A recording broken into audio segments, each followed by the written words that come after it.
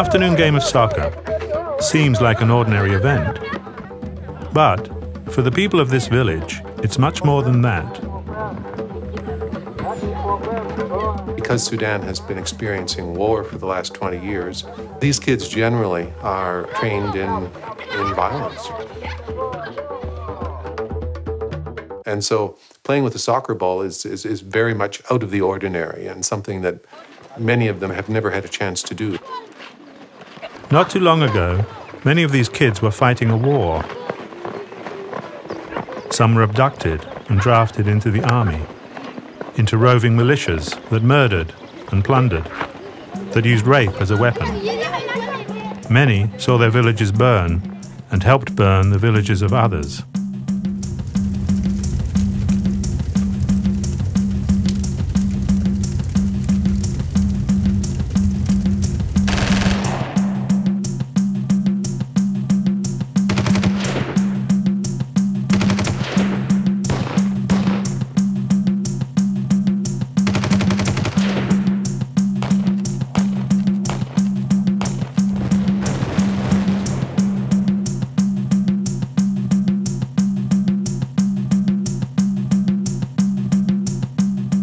Even after the signing of the Comprehensive Peace Agreement, communities still have to overcome an ingrained pattern of violence.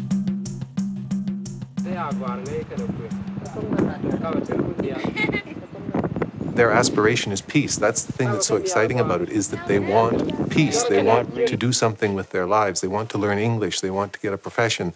They want to move forward with their lives.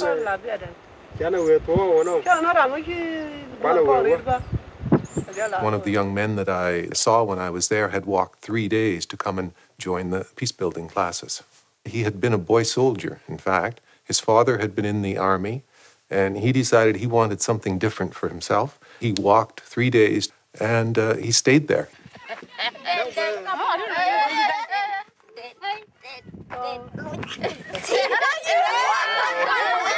Peace messages work because there's role-playing that goes on. So you have a pretend conflict that goes on, and then you have the explanation afterwards of why this is so, what's good about it, what's bad about it, and what we should do, or what should be done in behavior to change that way of doing things.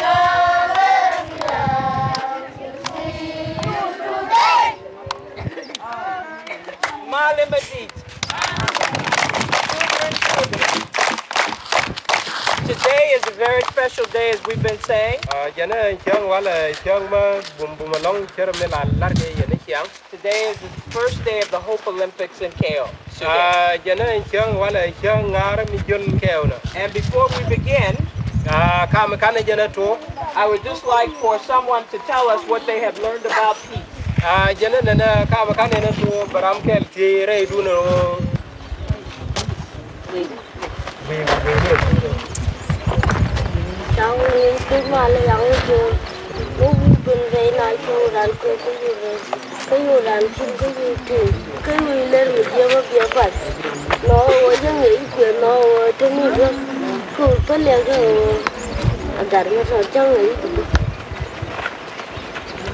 As you said, she has been taught to forgive. That if somebody wronged her, even if she's the one on the right side, she should learn to forgive and learn to live in peace with others.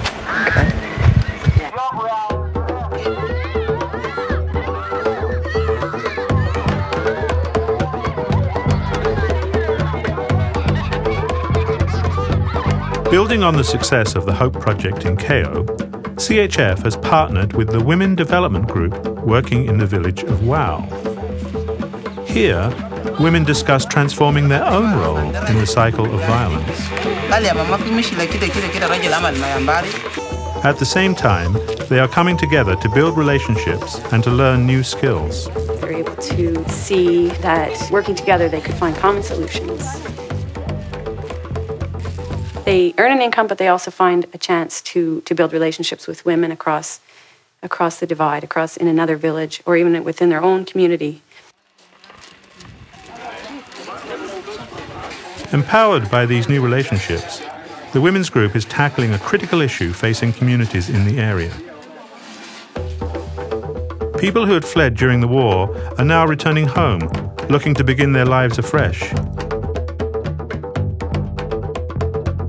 But the increased strain on already scarce resources often leads to renewed conflict and violence. To help reabsorb these people, the women's group created re-entry kits. The Women's Development Group went to their funders, they went to the community, and they organized people to be able to provide a package to these returnees as they're coming home. Whole packages of seeds and the other inputs that they need for farming in the long term, but also the things they need to start a life immediately. Food, pots, household goods, bedding, mosquito nets, and the kinds of things that they need to be healthy and to be well fed and to be sheltered right away as they're making their new life in their community. Now we have finished with the registration of the beneficiaries. Now we are going to start our division of house items. Thank you. And now you are seeing their faces, they are happy, and we wish, because more of the women across the river and inside the forest still they need help. So we ask CHF if it is possible in the next program we will try to help those who fail to get anything this time.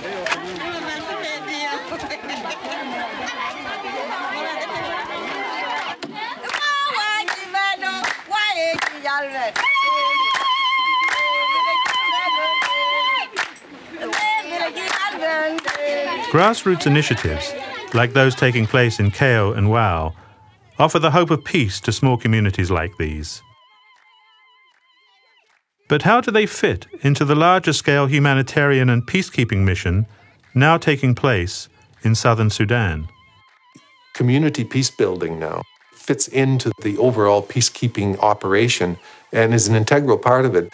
And the more the local community initiatives are able to be scaled up and spread out over larger areas, the more they will put pressure on the local authorities as well to live up to the peace agreements. We need to keep those messages coming. We need to scale it up into additional communities and villages, and we need to have more peace teams going out there composed of the youth and the women and really have the messages sink in.